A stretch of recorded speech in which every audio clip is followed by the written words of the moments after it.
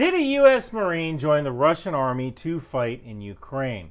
So this popped up on Telegram and it's been making its way around the internet. First I'm going to show you the video and then I'm going to break it down. Let's watch the video. A genuine former US Marine who's just joined up with us, which is really good. So let me you introduce yourself.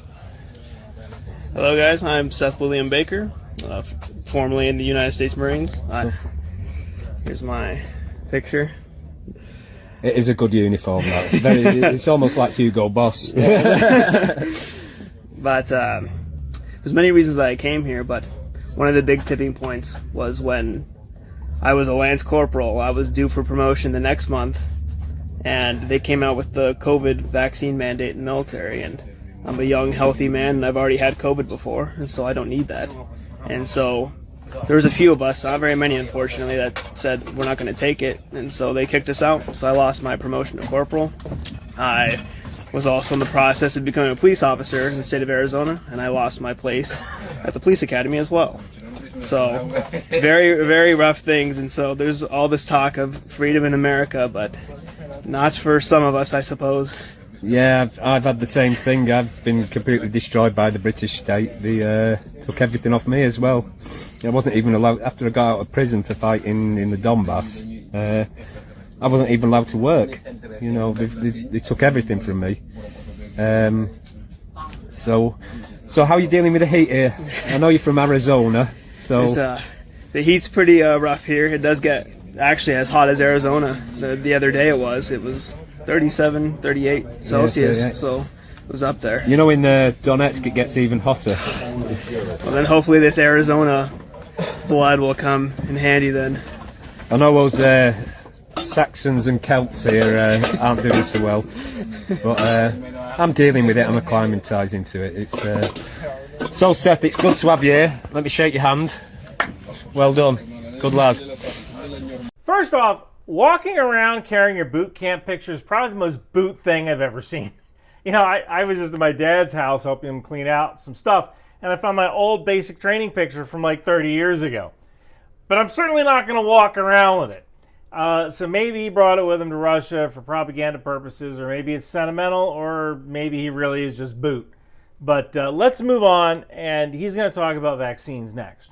One of the big tipping points was when I was a Lance Corporal. I was due for promotion the next month, and they came out with the COVID vaccine mandate in the military, and I'm a young, healthy man, and I've already had COVID before, and so I don't need that. And so there was a few of us, not very many unfortunately, that said we're not going to take it, and so they kicked us out. So I lost my promotion to corporal.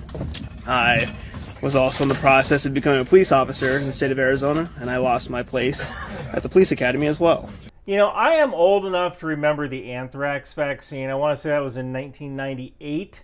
And even though farmers have been getting the shot for years, there were some soldiers and airmen that had some pretty bad reactions when they got the anthrax shot. And there were a lot of soldiers who did not want to take it.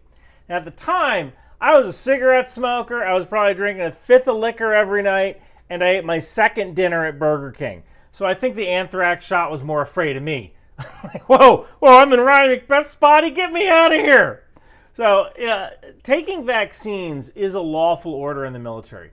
Whether you think it's right or you think it's wrong, those are the rules in 2021 and 2022 when it sounds like this gentleman served. So if you've been to basic training, you go through a whole line of medics that give you vaccines for everything. I don't even think they tell you what you're getting. They just jab you, next station, suck it up, drive on, huh? And from what I remember with anthrax, only a few people got bad conduct discharges for refusing to take the anthrax vaccine.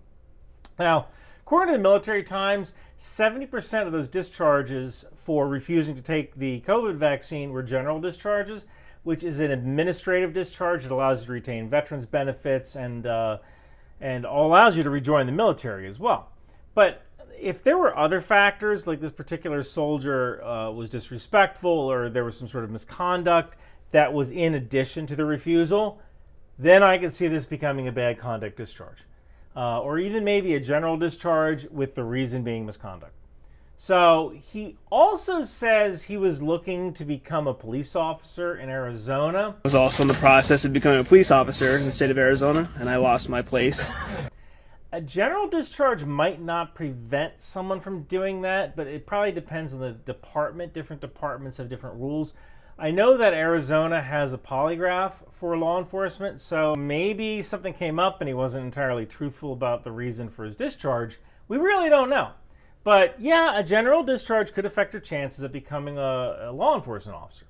So I kind of wonder if it's a situation where, like, he was about to ETS or end his enlistment, and if he got picked up by the Arizona police, he would leave the Marines. But if he didn't get picked up, he would stay in and just take the promotion and do another 4 years. That might have been what he was trying to do, just kind of walk that line, spinning plates, hoping one of these things works out. And, we all know that one guy who was 6 months from getting out, and he's like, yeah, I'm going to make $100,000 a year working for my brother flipping houses. And then you see the guy re-enlist, and you're like, why'd you re-enlist? I thought you were going to make $100,000 a year. He's like, oh, yeah, my brother's a jerk. I don't want to work for him.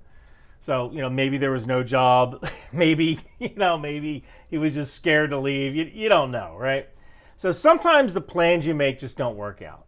And if he made those plans and then refused to take the COVID vaccine, it could have been a situation where maybe he didn't get picked up by the police, but then since he refused to take the COVID vaccine, he couldn't stay in the military either. And that's when you find yourself working as a valet and hating your life. So then he says something kind of interesting about freedom. Well, there's all this talk of freedom in America, but not for some of us, I suppose.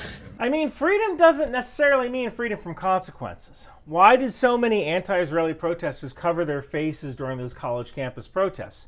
I mean, yeah, it does help accentuate your smoky eye, but it also helps prevent the consequences of being identified as an agitator. So I think what this guy wanted was the freedom to refuse the vaccine, which is fine. I understand that. But he also wanted the freedom from the consequences of refusing. And you can't have both.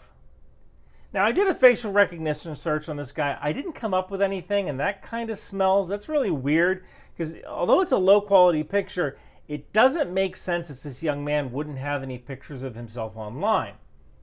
So is this real? I mean, there's a non-zero chance that it's real. There is a non-zero chance that a person who's a former Marine who feels angry at his country would go to Russia and join the military to start a new life. History is full of young, disaffected men who join a foreign military to reinvent themselves, or like this guy's buddy said, to do something after prison. I mean, 100 years ago, the French Foreign Legion didn't care if you were a criminal, although they've gotten more strict with their enlistment since then. So I would say that there's a roughly even chance that this is real. I can't prove it, but even though the boot camp picture kind of smells a little bit, I think that this certainly could be real, roughly even chance. And hey, if you want to support the channel, it would behoove you to grab yourself a Behoove t-shirt.